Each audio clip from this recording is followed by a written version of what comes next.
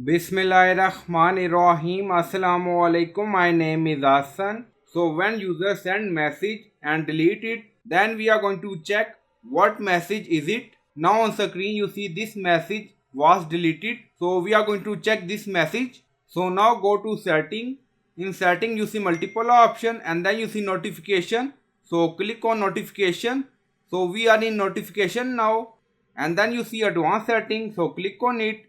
So in advanced setting you see again multiple option and then you see notification history. So click on it. So we already enable notification history. So you can enable this option on your mobile and then you can see deleted message. Now you see WhatsApp business. So this message was deleted, but in this section we see this message hello.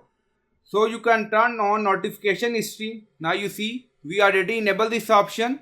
So after that you will read deleted message. So I hope you like this video. Please like, comment, share, subscribe. Thank you for watching.